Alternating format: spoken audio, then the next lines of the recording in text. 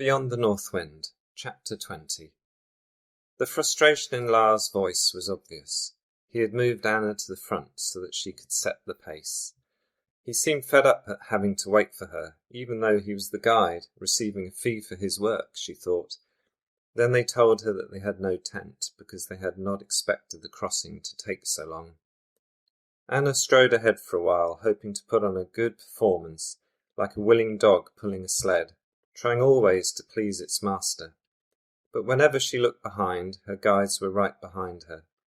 Lars looked especially grim. The ice became less firm and was replaced by snowdrifts into which Anna sank with each footfall.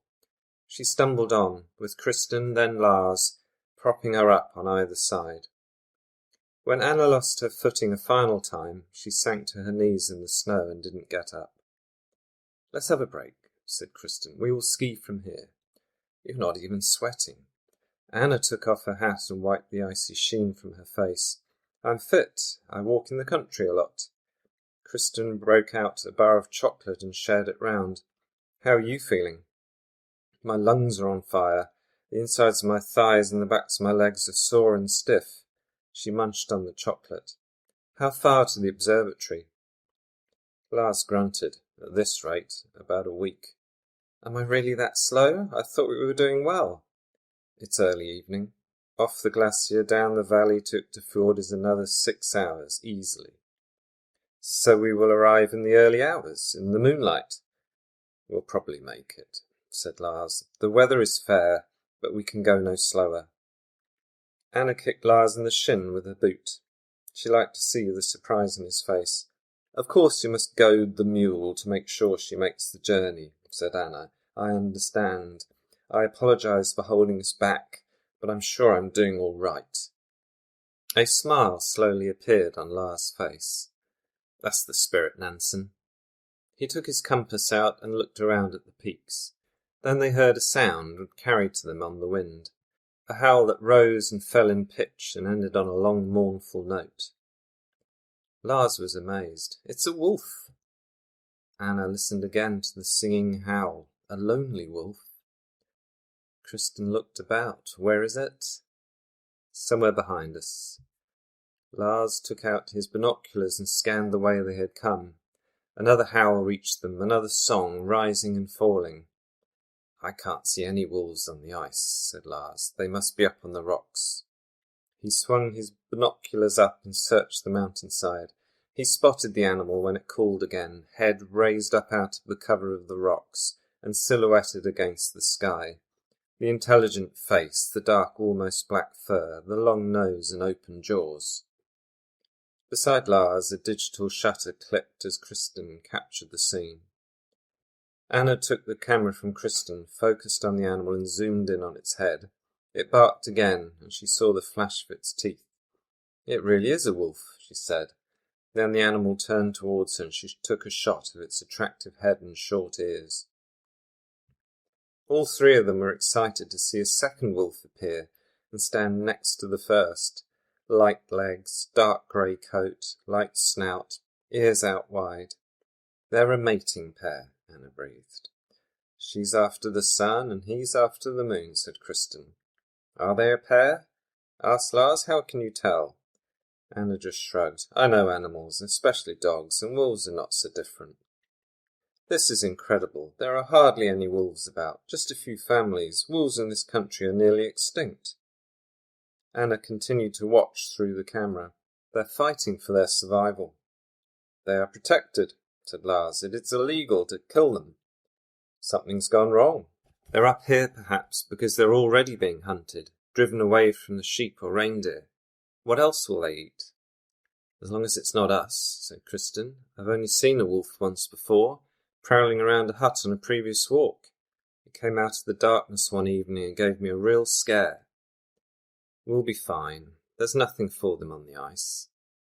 "Will wolves follow us across the ice?" asked Kristin. Anna looked at her. "We train huskies and dogs to go on the ice. For wolves it would be no problem." She remembered when a wolf had appeared at the summer farm. It had come up to the door and looked in the window. Gunnar had jumped up onto the sofa and stood nose to the glass, barking at it. the two animals separated by a thick sheet of glass. In the end, the wolf went away. "Can you call your friends, the other guides, see if anyone has seen the wolves?" Anna asked Lars. "Okay," shrugged Lars. He called a number on his mobile, turning his back into the wind so he could hear the person on the other end. Anna watched him nodding as he spoke. "Anything?" she said when he had finished. "I've reported it, but no one has seen anything. There'll be a fuss now, I think. Wolves are protected." "What about tourists? They'll get a shock," said Kristin. "There are no hires out for long trips. Only tourists standing on the arms of the glacier this morning. They will have gone back to the hotels by now." Lars shook his head. "This is a crazy place for a holiday. Tourists go to Tromsø or Nordkapp or Hammerfest or Alta. No one goes over the glacier the whole way. We usually take hires up for 2 hours on the glacier at a time, and then we come back. Maybe some of the tourists have the northern spirits. They appreciate the beauty of nature, the simplicity. They like to be alone with their thoughts." "It is beautiful up here, that's for certain," said Lars, "and I do love this job." He cupped Kristin's face in his hand. "And I love you," he whispered. "You are elfin fair." Kristin blushed and looked away. "Not the old words," she whispered. "But beauty fades," says Lars, turning away. "Once you've been out on the ice for a few days, sleeping in a freezing tent, you get very tired of eating boiled reindeer meat and any roots you can dig out of the ground with your axe, or drinking melted snow." "It sounds exciting at first," agreed Kristin, "but in the end we need companions, consolation, civilization." "I know," said Anna. "It becomes more about survival than actually enjoying life." Kristin frowned. "I've been thinking about this guru character, Ritz. He lands in Uktefjord, builds a hotel, and tells everyone it is a utopia. He has a good sense of humour. Thomas said it was a beautiful villa. People sit around and discuss things like how to be good and kind to people. I've no idea what else they do." "Not trekking, I bet," said Lars. "Sounds like university," said Kristin. "We used to sit and discuss politics, the state of the world, Norway's problems, the oil and fishing. Then we always got on to religion. There were people with strong views and some people with none who just listened. It may be something like that. Maybe there will be some weirdos, like in a cult. Naked ceremonies under the midnight sun." Lars stroked his beard to a point and his eyes gleamed with the idea. "You wish, Lars." He laughed. "The snow and ice changes people. It makes them do crazy things." "I think all you have to do is think of the other person," said Anna. "That's what we ask of the children at school." "That's not always easy to do," said Kristin. "It seems to be the hardest thing in the world sometimes. But I tell you what I really hope there is at the end." "What?" "Chocolate cake. I'm starving." "Not for me," said Kristin, holding her belly. "I don't feel too good. My stomach is doing flip-flops."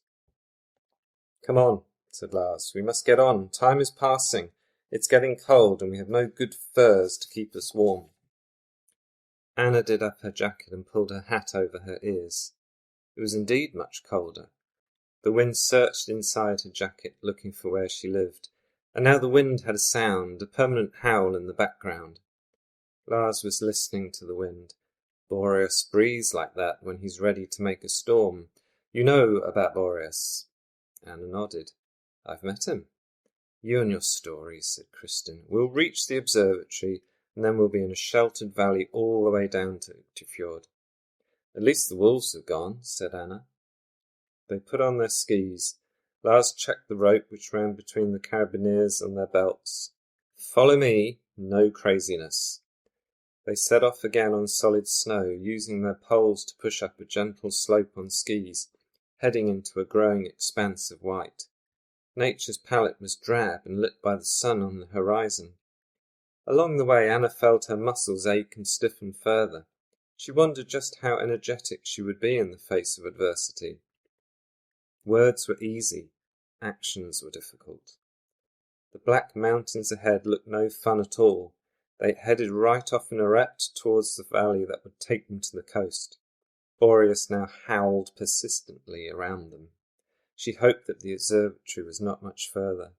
Lars had explained their position and how he had reckoned magnetic north, while telling her, like a knowledgeable child, about the 3 north poles and their definition, and then about how the earth rotated on its axis, and why she could expect one morning to wake up with the moon on her face.